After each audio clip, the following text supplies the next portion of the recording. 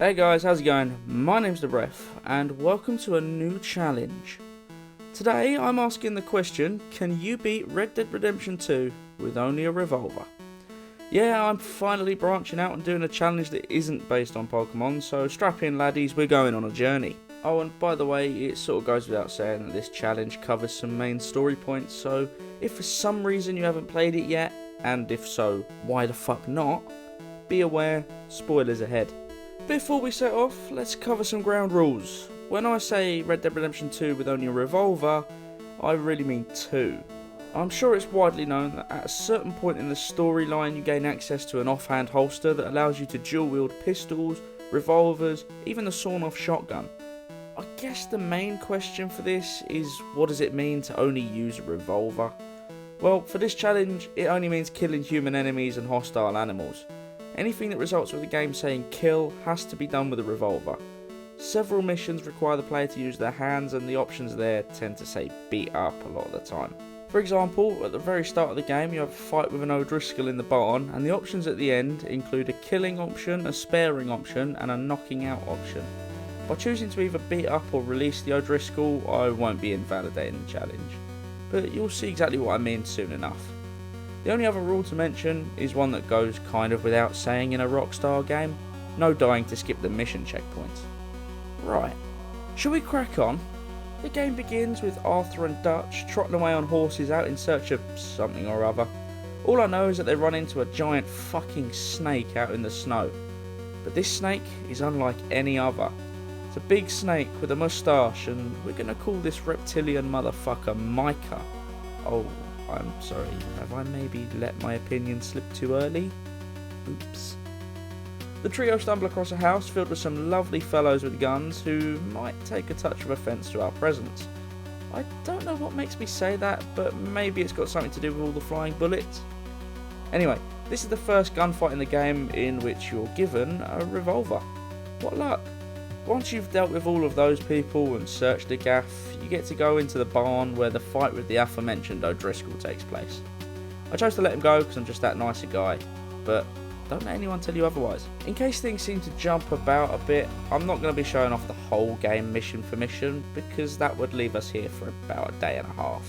I am not feeling the script that long when this one is as long as it is. I'm just going to include key missions, missions that surprise, or missions that challenge me in some way. The first of those is the Aftermath of Genesis, which is hunting some deer with good old Charlie.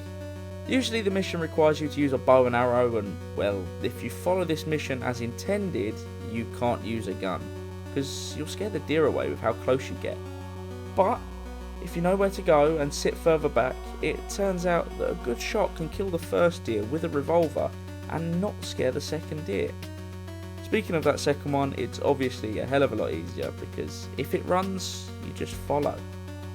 Would it be easier if I'd have gained the Deadeye ability first? Sure, but this is a Breph challenge, and nothing says fun like being a masochist and making life harder for ourselves, eh? To be fair, nothing actually gets difficult for the rest of Chapter 1. In Old Friends you can always not use the carbine repeater that Dutch makes you take off your horse, although it does become a game of make every shot count for ammo, and the whole train fight thing is exactly the same. I hope Lenny pulls his weight and I move on nicely. The glorified tutorial completed, we get right into the meat of it. Chapter 2, Horseshoe Overlook, acts as a bridge from tutorial into other game mechanics, heavily driving the story forward. All in all, the freedom this chapter gives is one of the best moments in the game for me. When I say freedom, I mean the ability to senselessly rob and murder a bunch of people for the hell of it. In doing so, while at the doctor's in Valentine, we get access to the Schofield Revolver, a mighty fine weapon. Get used to the sight of this bad boy, because he's going to be our main weapon for the rest of the game. Right then, so what the fuck happens now? Well, Arthur decides it's a good idea to impress a couple of women Javier wants by picking on the biggest, baddest prick in the pub, getting thrown out of a window and ultimately knocking the brains out of him. So what does our strapping hero decide to do after that? Naturally, go on a bear hunt with Hosea. Why not? This mission doesn't give us any reason to be concerned in terms of the challenge, so why do I mention it? Because in completing this mission, we gain access to a new horse. Over on the left side of Lake Isabella, back up in the cold, you can find a rare white Arabian. It takes a while to unlock bonding levels with it, but the reward is totally worth the time it takes. We break the horse, saddle her up, and at the nearest stables, name her something inventive like Breph. Yep, you didn't think I wouldn't include that, did you?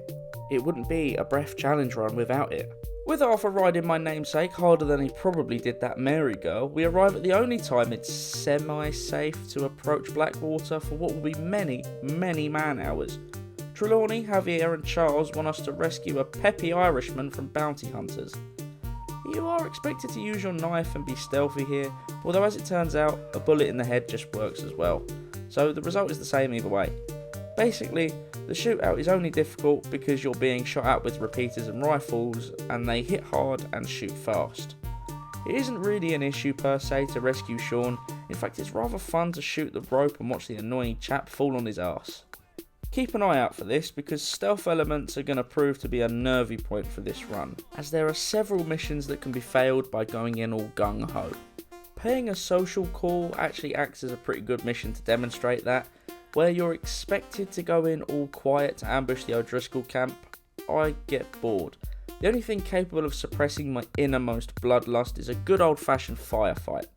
Luckily for us, this is a point in the game where stealth doesn't fail the mission, so again, put a couple of bullets in the O'Driscolls and watch the shit hit the fan. Perfectly completable with a revolver. To be frank, there aren't many issues for a lot of the early part of Chapter 2 either. When you head into town with Uncle, there comes a point where you have to rescue Karen from someone who's clearly a fan of Stella. Your weapons are locked, but I'm not going to fail the challenge here because it only takes one punch to knock him out. Yes, it's possible that one punch could have killed him, but I've done my research here, and one punch in a brawl doesn't kill people in these games. While it bears absolutely no semblance on the integrity of the challenge posed before me, I can't really do a Red Dead 2 video without mentioning the trip to the Downs Ranch, a pivotal and intricate moment in the game that could quite frankly have its own video devoted to it. Basically, the long and the short of it is that Arthur's gonna die now, boys, so get the tissues ready because that is one emotional rollercoaster that has officially been sealed. The next big shootout is one that actually I think's made easier by using a revolver. Blessed Are the Meek involves breaking Micah out of the Strawberry jail. Usually for this fight I'd use something like the Lancaster repeater, but actually with a revolver, the accuracy was good, the shooting was quick, and tapping Deadeye to instantly reload and cancel recoil made it feel much more fast paced and enjoyable. You can have that in writing as well, because I'm fairly sure it's going to change, and change soon. Pouring Forth Oil 4 is the next mission in the game where you're expected to use another weapon. You're given the carbine repeater, and when Sean gets ambushed, a Deadeye moment is forced upon you to save him. Luckily for us, we can switch to the revolver and everything proceeds as usual from there. Shooting shit up and not giving a fuck. Other than that, no other revolver based issues occur. Arthur takes Jack fishing, bumping into some dashing fellows in suits, and is subsequently sent out with Charles to find a new place to camp. Charles, it turns out, isn't very good at doing what he's told, because instead of finding the new place, he decides to help out a German family who aimed a shotgun at him. The shootout at Clemens Point is just another revolver-based shootout, but at the end of this one, we are rewarded with a gold bar, so not the worst diversion, I guess. With the Vanderlyn gang's arrival at Clemens Point, Chapter 3 officially begins. If Chapter 2 acted as an introduction into the gang's lifestyle, Chapter 3 immediately leads into the beginning of its downfall. Dutch appears to feel untouchable and is struggling to come to terms with that fact one way or another, but the real question is, does that happen to affect any missions? Well, at least in the early days, not really, no.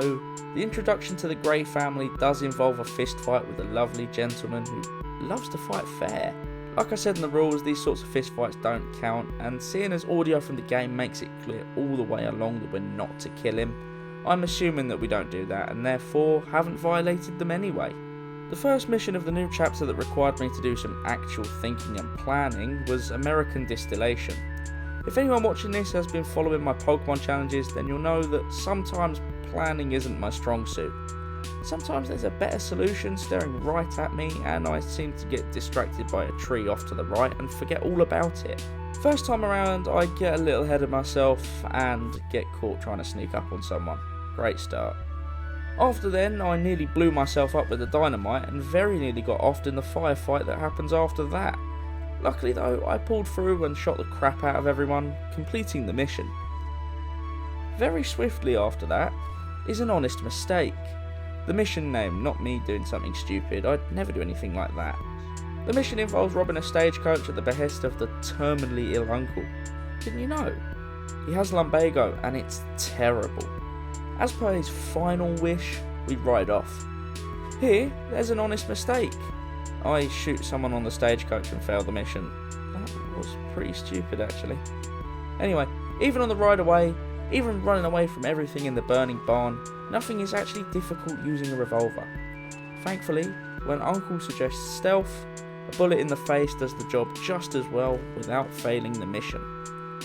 There is a moment during preaching forgiveness as he went where I thought this run was over. In my first casual playthrough, I remember using scoped weapons and doing recon work at Shady Bell, but luckily for me, when I arrived this time, going in both guns blazing and without a care in the world for mine or anyone else's safety turned out to be a perfectly valid strategy. No fail here, lads. The only failure so far is the one that I've become to my parents. All jokes aside though, the next mission had me on edge. The fine joys of tobacco involve smoking, chewing, and coming dangerously close to failing the challenge outright because of one stupid bastard guard. The mission here is basically to torch the ever-living fuck out of the Grey family tobacco fields at the behest of the Braithwaites. After jumping in the back of the wagon and entering the barn with Sean, there's a single guard to contest with. The sweats began forming here as I pulled the trigger and failed the mission. Great. But I have what could possibly be a game-saving brainwave. Sneaking up on the guard shows that the circle button specifically says stealth kill. A kill with something like the knife or the throwing knives would fail the mission here, so does that mean game over? Well, no, because if you equip the revolver and hit circle, you pistol whip the guy to death. Oh yes, ladies and gentlemen, I appear to have found a loophole. I am allowed to kill with a revolver. I never said I had to pull the trigger on the revolver. Oh, and to all you gun fiends out there, don't worry, you can just pull the trigger as many times as you like in the shootout that follows. With that massive save in the bag, it's mission complete. Talk about out of the frying pan though, because what comes next is a fucking bank heist. I'm getting GTA flashbacks. Or is that flash forwards, because this is sort of like set in the 19th century. Anyway, Sodom back to Gomorrah is the next mission. There aren't any massive issues here, but I did find that in the shootout afterwards, death was pretty much a certainty if you don't tap on Deadeye to reload. The animation itself invites way too many bullets and I did die a couple of times. For testing purposes, at least that's what I'm saying. With the aid of Deadeye, the shootout is over and I've dodged a bullet. Literally. This would have been such a better shootout if I had access to the Lancaster repeater, and to be honest, I'm starting to miss it. I'm going to give a brief mention to Blessed Are the Peacemakers, because depending on which way you look at things, it could be challenge over right here. As demonstrated on the recording footage, the circle button says stealth kill and there isn't a revolver in sight. However, I did go back and do some testing after recording, and if you leave stealth at the moment the O'Driscoll walks past you and swing a punch, it knocks him out and you can continue. At least I was able to do it in testing. I'm then able to finish the mission in the same way as seen in the footage, so I'm going to bend the rules slightly and say this is a completable mission.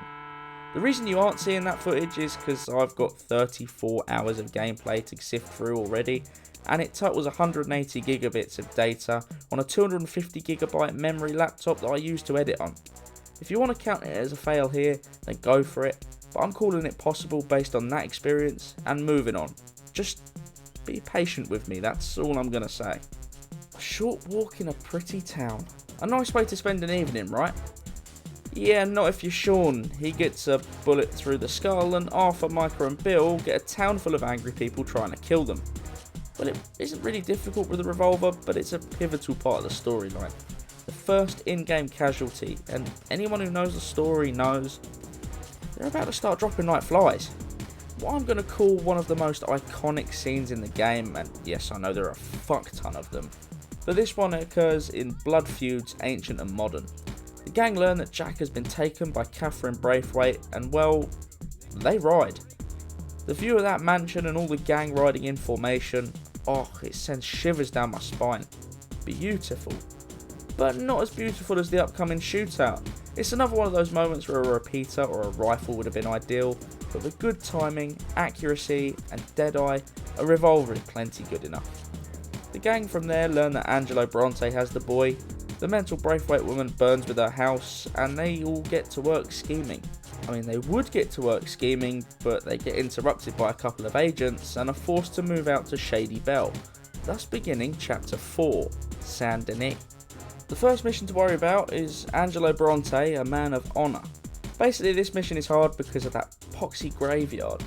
Once you've robbed the robbers, in a cruel twist of irony, the police arrive, and I learned the hard way that getting ahead of yourself and trying to rush out is a great way to get caught. The shootout that follows after that is nothing short of ridiculous, and I died a few too many times for my liking because of it. The strategy here was to keep the revolvers away actually. It was a case of no kills being better than some kills. After a painstaking amount of time, we return to Bronte and pick up Jack. To be frank, a lot of story stuff happens in this section, and I mean a lot. But none of it really affects the difficulty or integrity of this challenge. Things like rescuing Tilly and the mayor's party don't even need to be spoken about. The missions after that? Oh, they do though. The first of which is aptly named A Fine Night of Debauchery. And originally this had me very, very worried. This fine mission is essentially a riverboat full of rich men and armed guards, a combination that can't be beaten. There arrives a point where you're escorted up to the safe by a very friendly gentleman and some random geezer with a gun. Up there by that safe, the friendly gentleman with a gun gets shot, and it turns out that the random geezer is none other than Javier, who helps us escape. Before this mission I couldn't remember whether or not Arthur took that gun or was forced into using a repeater for the big shootout, but knowing my answer now, it was another case of make the shots count and get the fuck out. You'd think, having literally witnessed Sean get his head blown out, that the game would be done with creepy as fuck deaths and bodies, but having seen what happened to Kieran, oh, I've got a newfound respect for the developers. Whatever they were drinking to decide that that was a good idea, I want some. The shootout at Shady Belle itself wasn't anything to be worried about, but again, that is sadistic as fuck torture. I don't think there's any doubt whatsoever that Dutch is becoming increasingly unhinged and deranged at this point. All this talk of needing money for passage and all that doesn't fool me half as much as it seems to do Arthur. But then again, I've also played the original Red Dead Redemption, so I know how this ends, Dutch. Don't worry, there's going to be no spoilers here for that one. The tram station robbery, as unsuccessful as it was, doesn't provide any sort of issue in terms of revolver kills, but my god, leaving San Denis littered with the corpses of those who stand against me really does fuel my bloodlust. I love it. Helping Eagle Flies out in American Fathers 2 is another stealth-based mission, although thanks to my patented stealth revolver method from earlier, dispatching of guards in the way has never been easier. Getting out though, that's a different matter. Lots of bullage, lots of carnage, lots of fun. Revenge is a dish best served eaten, doesn't really have any sort of impact on the story or challenge. I just like watching that scene where Dutch drowns the fuck out of that Bronte guy. Geezer needs to take a Valium or two. Chill the fuck out, son. Jesus. Well, what comes next is eventful, to say the least. To call it by its Rockstar approved name, it's banking the old American art. And to you and I, we may know it as the big fuck up that costs one old man his life, one young man his life, and a period of incarceration for another man in the wake of a mental breakdown on Dutch's account. Yeah, it's San Denis bank job time. To sum up the whole thing, shit goes down, shot gets fired, one into Hosea, a brick wall gets blown to goddamn smithereens, more shots get fired, mainly into Lenny, and the gang fall asleep in a room. The shootout itself isn't any sort of challenge, to be fair. If anything, it's a touch harder than using a repeater, but much, much easier than using the sawn-off shotgun like I did in my first playthrough. Actually, someone comment down below and tell me what I was thinking with that one. Actually, screw that. While you're down there, someone tell me what Charles was thinking, running past that many armed Pinkertons. Geezer's got a fucking death wish. Speaking of death wish, Dutch has one of his fantastic bright ideas that never, ever in the history of ever go wrong in any single way. Oh look, there we go, it's gone wrong yet again. Thus begins the most intricate and quite frankly scary aspect of the challenge so far. Chapter 5, Gomorrah. Oh, Gomorrah, where on earth do I begin with you? Why not the setting? A remote island in the baking sun fighting with a rebel militia against a larger, more deadly common foe? Why does this sound like the plot of a terrible Bond movie or something? The very first mission starts and quite frankly sets the precedent for the whole of the upcoming chapter, with a nervy wait to get a gun. In a fantastic stroke of luck, equatable only to my trips to the blackjack table at my local casino, the gun we get is a revolver. So, we can kill people, but what about ammo? Last I checked, there weren't exactly many ammo dealers and gunsmiths on this luscious tropical dump. Right, so ammo conservation is key. Luckily for us, this mission has enough ammo supplied that if we make our shots count and rely on our companion's seemingly useless bullets to actually do some not useless murdering, everything goes off without a hitch. Luckily for me, I learned that there's ammo deposited in the makeshift camp for us, along with some other weapons that they can keep their dirty, disease-ridden grips away from our frail and sickly Mr. Morgan's hands. The choice here is twofold: help free the prisoners, or help Dutch. Something tells me Dutch has another one of his get-killed-quick plans, so I opt to tackle Savagery Unleashed first. The execution of this mission is worrying: a total of 24 ammo, a stealth section, bullets wasted on shooting some rope, and of all things, another firefight. As per the theme with this section of the challenge, it's a case of make your shots count, and you can complete the mission having something stupid like 8 bullets left after a total final shot. But this was just a sorbet to clear the motherfucking palate, mate, because now we have to go and spend time with the deranged lunatic. Wanna know what Dutch's plan is? Pay a gold bar to a crazy Spanish woman, kill the ever-living fuck out of her, blow up a fucking building, yes, domestic terrorism, all to draw attention away from Javier to save him. And where's Javier in all this? Oh yeah, caged up on a raised platform directly opposite. Yeah, great fucking plan, Dutch, love that. But all that aside, if you don't kill enemies on the escape, one of those two dies and you fail. If you do shoot enemies, you risk missing, and missing is like an absolute no-go here. Make every shot count should be the theme of this challenge. So after failing to make every shot count, we arrive at a section of the game that I was gonna swear it was Mission Impossible here, because I reached the dreaded point where we're out of ammo.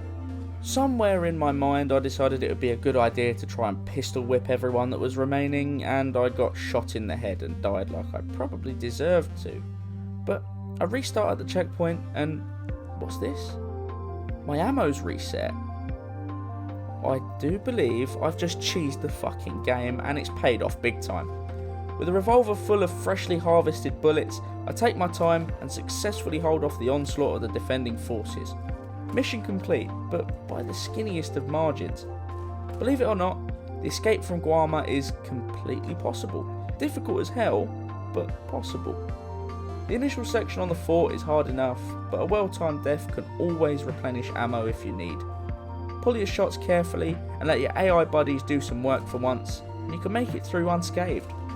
The only controversial part is blowing up the tower with the cannon, but watching carefully, there's no kill animation or hitbox come up. The implication might be kill, but in terms of gameplay, all I've really done is blow up a building. No kill confirmed, no rule break. With Arthur back in the main game map, he makes his way back to camp at Lakai and all fucking hell breaks loose. Pinkertons, fire, and a fucking machine gun. You know, it seems a lot like the challenge is over now because the game makes it absolutely clear that you need to get on the machine gun. And again, they've given me a loophole. If you stand right next to it and bring out your revolver, the waves of enemies that usually spawn when you're on that machine gun continue to spawn in usual fashion. Be ready for the shootout of your life and make sure that every shot counts. The total number of enemies, proximity to Arthur, and the angle of their attacks make death a real possibility. Complete this, and you've entered the gateway to the end. We ride into San Denis for our next mission, except our boy Arthur decides he needs his nap time and he won't take no for an answer. Off his horse he gets and he lays down in front of a tram. Reminds me of a game some kids used to play at secondary school where they'd lay down in front of a double-decker bus. I would call Arthur a dickhead for that stunt like I did with them, but it turns out that Arthur's got TB and he's gonna die. I did kind of warn you earlier. Well, having just been told that he's dying, Arthur decides to spend the next portion of his life doing good things and making amends the best he can. Sellout. He decides he's going to treat himself and he goes on a little hot air balloon ride. The flight over the prison is pretty simple enough, but the shootout with the O'Driscolls? That is kind of challenging. I mean, getting the kill shots proved to be a touch harder than I anticipated, but I love this fight because it brings such a whole new dynamic and dimension to the game. I think my over-analysis of video game fights may just provide an explanation for why I'm not so good with women. The end to Chapter 5 comes with Charlie and Arthur riding up to clear out the gang's next hideout. Run through the cave, shooting the ever-living daylights out of those creepy Murphy brood arseholes, and the game-ending sequence begins. Chapter 6, Beaver Hollow, serves as the redemption arc. You know, the one from the title? A frail and sickly Arthur is beginning to see the world in a new light. He's beginning to lose faith in Dutch and questions the choices he's made. There are a lot of optional side missions in this chapter that all contribute to that, and I decided to play the redemption arc to its fullest this time around. I wanted the good ending, you know, high honour.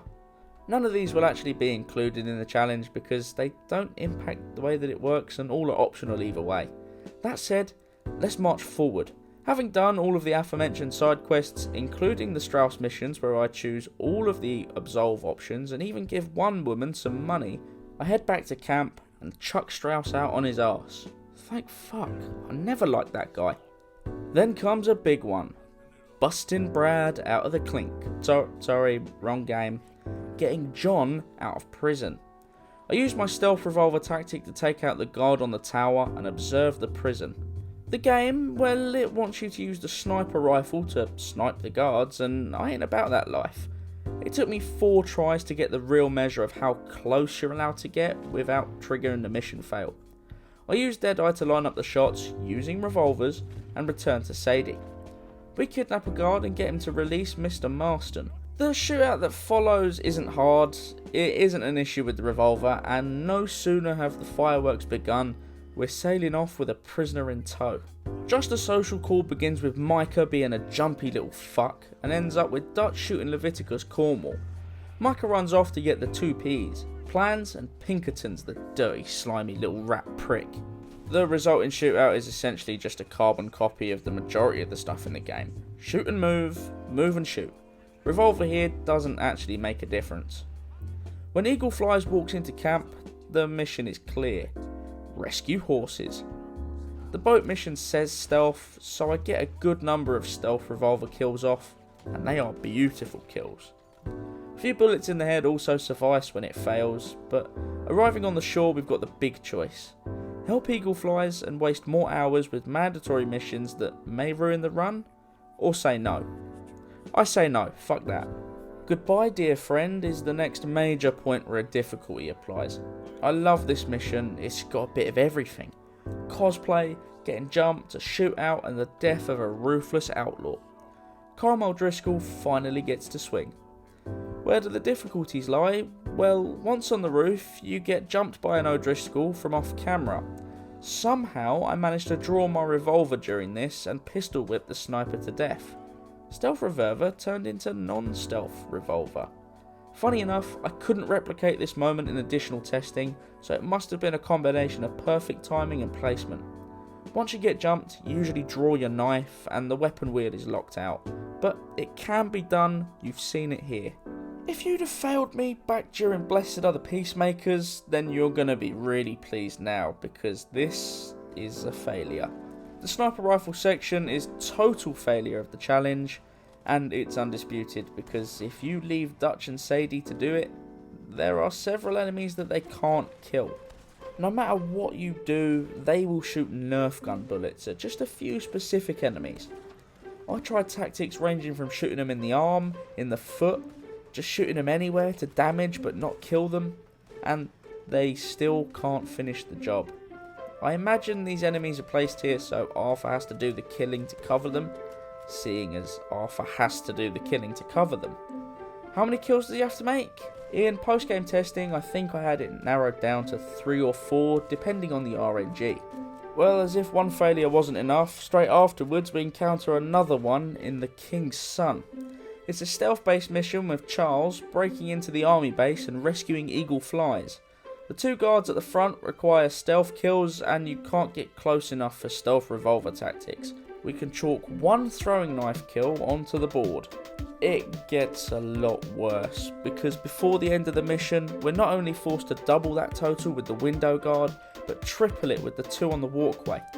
Luckily for us, that's all the non-revolver kills for this mission, and we even get lucky enough to get a couple of stealth revolver kills in along the way, so I guess it's not all bad. Who am I kidding? It's all fucking bad. We failed again. Straight after that though is a mission that is nothing short of hellfire. My Last Boy is an impulsive mission where Eagle Flies, who's under a lot of influence from the manipulative Dutch, practically declares war and rides off with the Van der Linde gang. There are a few good things to come out of this. 1, we have a thumbnail, and 2, the fight isn't hard with a revolver. The sheer number of enemies makes it challenging whatever weapon you use, so thankfully that's it. Well, for this mission. Speaking of missions, there's only a couple left now.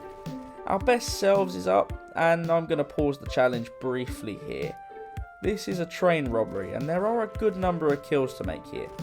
Everything on the train is possible with a revolver until you're forced onto the Gatling gun.